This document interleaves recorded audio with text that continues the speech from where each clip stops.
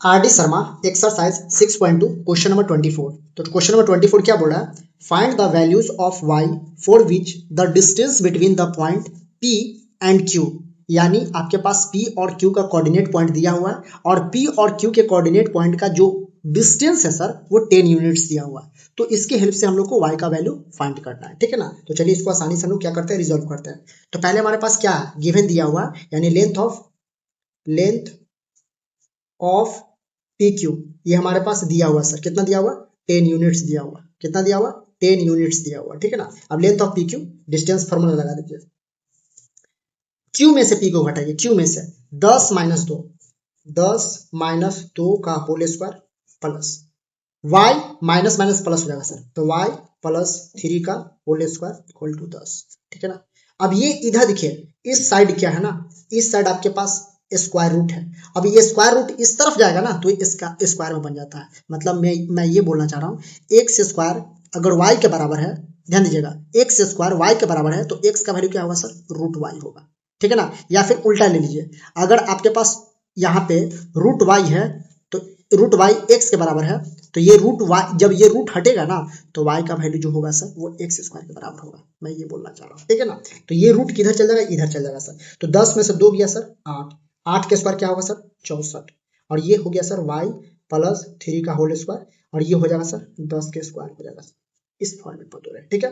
अब यहाँ पे क्या आ जाएगा 64 प्लस, इसको तोड़ दीजिए a प्लस बी के होल स्क्वायर पर, y स्क्वायर 3 के स्क्वायर 9 और 3 दूनी 6y, 2ab 10 के स्क्वायर 100।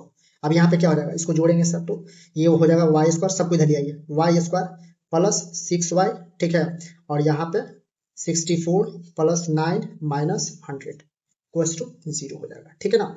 यानी y स्क्वायर प्लस 6y, अब यहाँ पे क्या हो जाएगा, यहाँ पे आपके पास ये हो गया 64, 64 10 74 यानी 73, 73 में माइनस 100 घटाएंगे ना तो 27 होगा सर, -27 इक्वल्स टू 0। अब ये आया क्वाड्रेटिक फॉर्म, क्वाड्रेटिक फॉर्म को तोड़ दीजिए, यानी जोड़ के घटा के हमको कितना लाना है सर, 6 लाना है, और गुना करके हमको लाना है 27। 27 को कैसे तोड़ेंगे, ये 9 और 3 में तोड़ दीजिए, 9 और 3 यानी 9 और 3 को मल्टीप्लाई करेंगे सर तो 27 मिल रहा है, क्योंकि वाई स्क्वायर का कोफिशिएंट 1 है और हमको गुना करके कितना लाना है 27। यही नंबर की हेल्प से हमको 6 लाना है, कितना लाना है सर 6।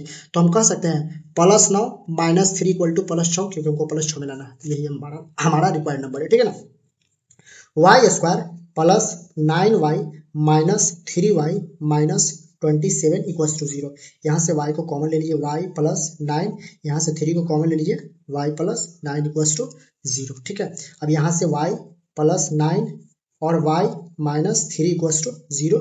अब यहाँ से दो वैल्यू निकलेगा सर, यानी y प्लस 9 इक्वल्स टू 0 और y माइनस 3 इक्वल्स टू 0। तो y का वैल्यू एक होगा 9 यूनिट सर, और एक y का वैल्यू होगा सर 3 यूनिट्स। अब कौन सा वैल्यू एक्सेप्टेबल होगा, ठीक है ना। तो दोनों वैल्यू एक्सेप्टेबल होगा, क्योंकि कोऑर्डिनेट है, कोऑर्डिनेट पॉइंट निगेटिव पॉजिटिव आएगा, लेकिन डिस्टेंस जो होता है ना वो कभी भी निगेटिव नहीं आएगा। तो y का वैल्यू सर 9 भी आएगा और 3 भी आएगा, ठीक है ना। तो हमारा रिक्वायर्ड आंसर क्या है सर, -9, ऐसे लिख सकते हैं। y इक्वल्स टू आपका -9 आया सर, एक 3 आया, ये हमारा फाइनल रिजल्ट है, ओके।